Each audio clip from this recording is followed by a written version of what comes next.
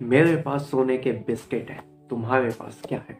मेरे पास sovereign gold bonds है।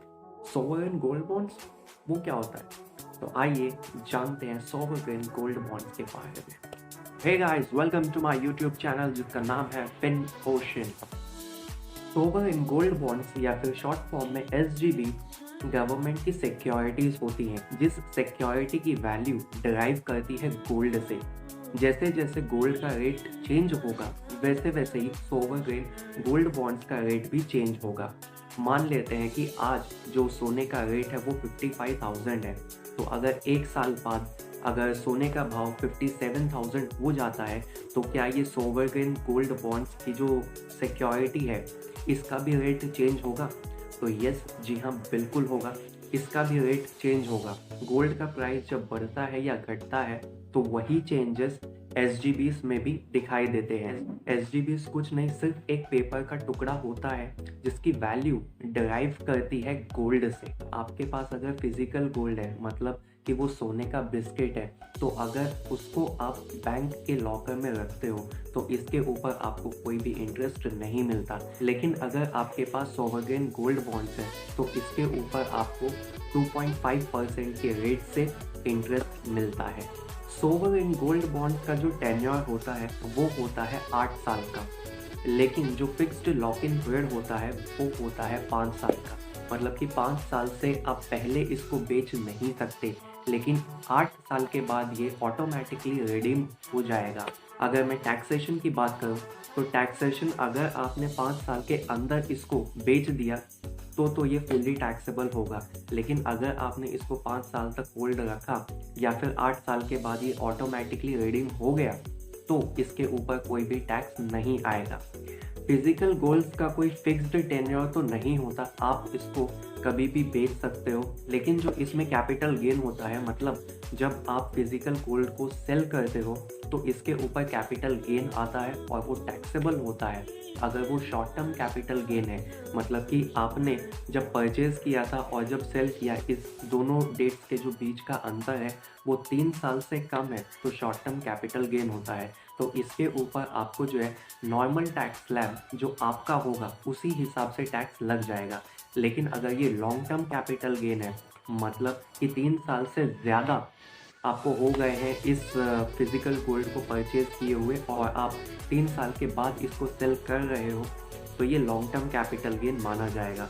और long term capital gain taxable होता है एट द रेट 20%, लेकिन इस 20% के ऊपर आपको जो है इंडेक्सेशन का बेनिफिट मिल जाएगा। इंडेक्सेशन बेनिफिट मतलब होता है कि जब आपने परचेज किया था, फॉर एग्जांपल जब आपने फिजिकल गोल्ड को परचेज किया था वो किया था 2017 में, जब इसकी कॉस्ट थी वो थी 40,000, लेकिन आज इसकी कॉस्ट हो गई है 55,000। तो जो ये 2017 से लेके 2022 तक का एक तरीके से इन्फ्लेशन रेट जो होता है कि महंगाई भी बढ़ती है, तो जो 2017 में कॉस्ट थी वही कॉस्ट आज नहीं होगी, तो इसकी कुछ भरपाई हमको मिलती है।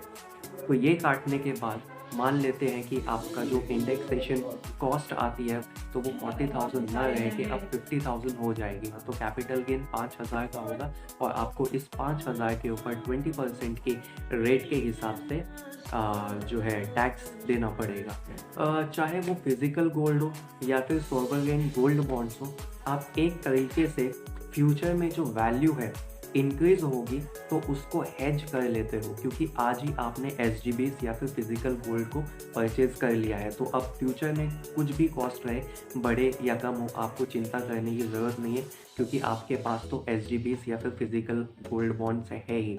सपोज आपने जो है ज्वेलरी परचेज की, ज्वेलरी मीन्स नेकलेस हो गया या फिर कोई चेन हो गई, तो वो आपने परचेज की, लेकिन वो आपको चाहिए है 10 साल के बाद, क्योंकि जो आपके घर में शादी है या कोई फंक्शन है तो वो 10 साल के बाद है। तो 10 साल बाद आप जो है इसके ऊपर कुछ पॉलिशिंग चार्जेस या फिर मेकिंग चार्जेस करोगे, ताकि वो उस दौर के हिसाब से जो है वो जो नेकलेस है वो मैच कर पाए।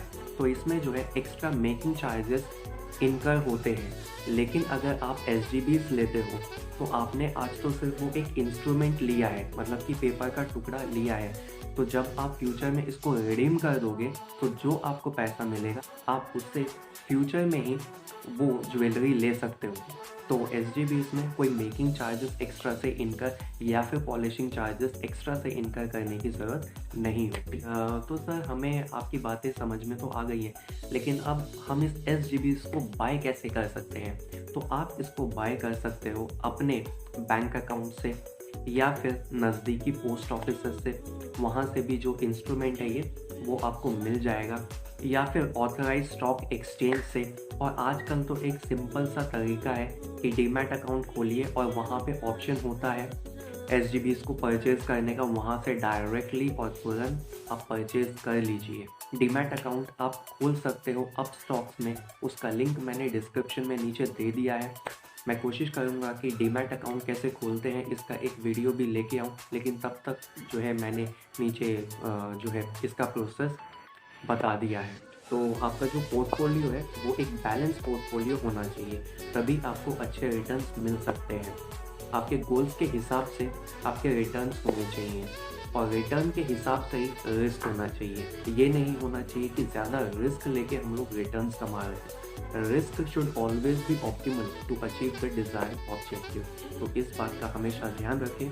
तो अगर आपको मेरी बातें अच्छी लगी हो, वीडियो अच्छा लगा हो, तो इसे लाइक, सब्सक्राइब, शेयर करें। अपनी श्रद्धा अनुसार जो आपको करना है आप वो करें।